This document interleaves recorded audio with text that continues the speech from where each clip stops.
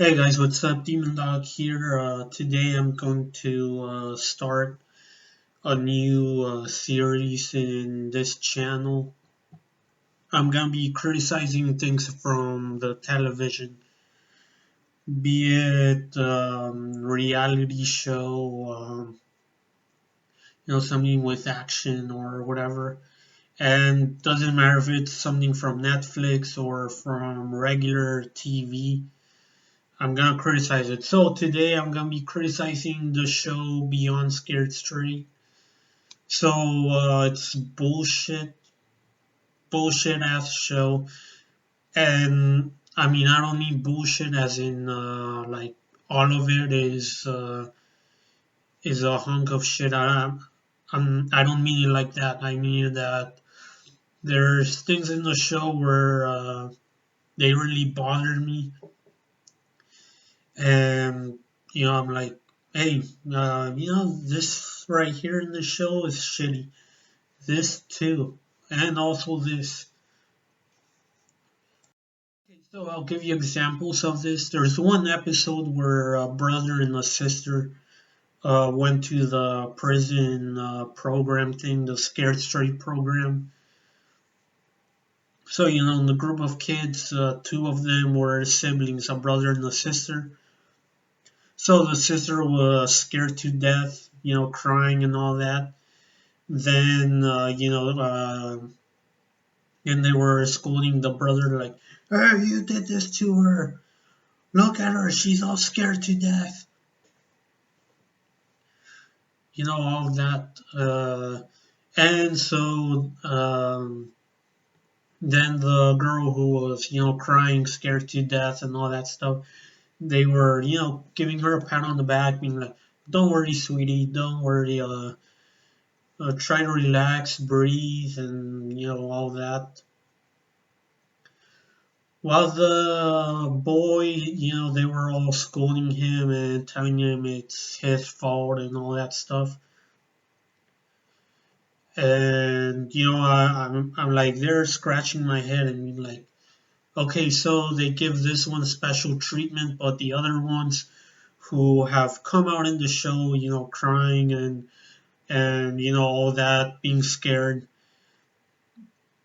they tell him like, oh, you were so hard and brave and all that, and now you're crying, and they tell them that. And then with this girl, they treat her like she's a fragile little being. And it's funny too, because at the end of the episode, the boy, the brother, uh, he improved his life. He's not getting in any trouble anymore and all that. And the girl, she's getting into some trouble here and there. So I thought like, they should have been hard on the girl. They should have told her like, hey, this is where you're gonna be at, and later on we're not gonna be there to protect you if you're there crying and being scared, because it's a reality check. It's like traveling to the future and seeing what your bad choices will lead up to. It's not a trip to the zoo. It's not a trip to a haunted house or one of those escape rooms or anything. No, it's real life. They show you what your potential future could be like with bad choices. So, don't treat them like victims. Don't treat the kids that are visiting the prisons as victims. Okay, so why do they only blame the boy if the girl was also doing bad things? That is also why she came to the Scared Straight program. And the ones who come, they shouldn't be treated as victims or anything. Okay, so here's another bullshit thing in the show. Uh, the prisoners putting their hands on the children. Now that's dangerous. Imagine if one of them gets hurt real bad, ends up bleeding, maybe gets bruised or something. The program is going to be the one to blame, or even the school who sponsored the program. Sure, okay, the prisoners they're gonna be intimidating them, bad mouthing at them, being like, "Hey, you're just a pussy. You think you're all hard and all that stuff." That that's okay because that's what the program's all about. Scaring them and all that, telling them what could happen to them with people like them. But putting their hands on them and all that stuff.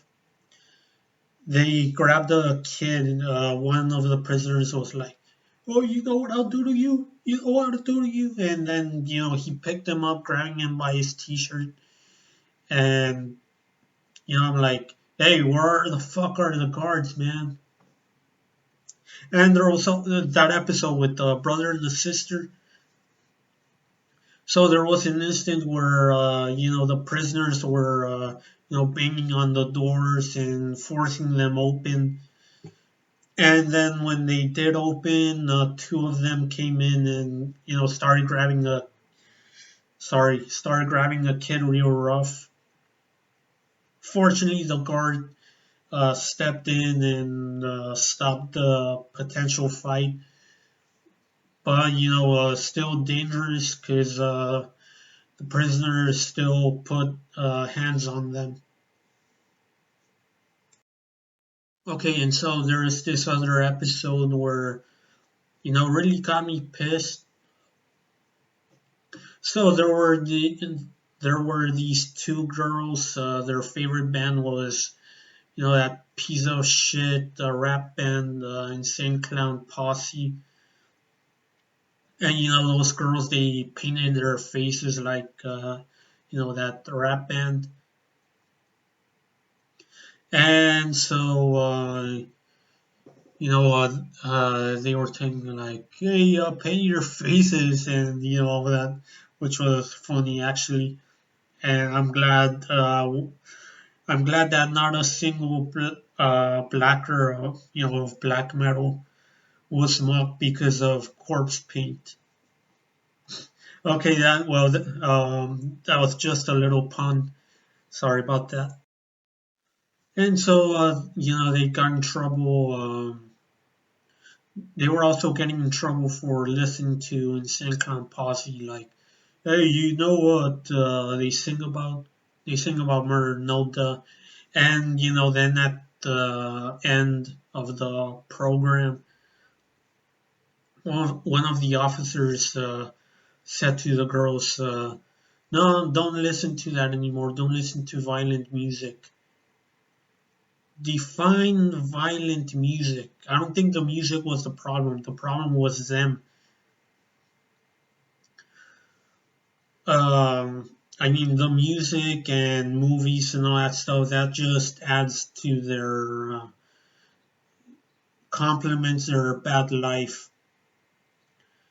So me, for example, I live a normal life. I have a job.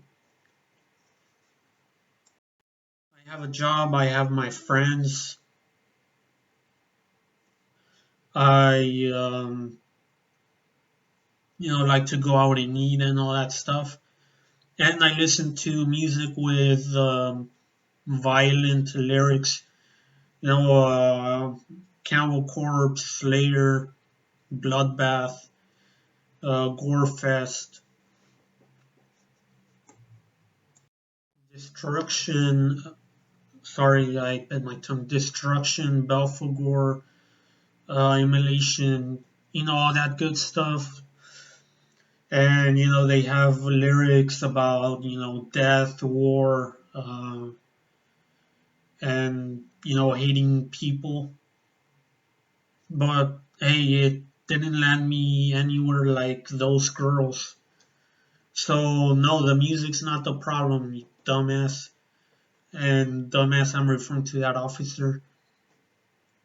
The problem is the life they lead, the life they have. So imagine there's this kid who is, growing up with an abusive father or mother, and the kid, he steals, he fights, he stabs people, and all that stuff. And he happens to listen to Slayer, Cannibal Corpse, and all that good stuff. The music's not to blame; it's him.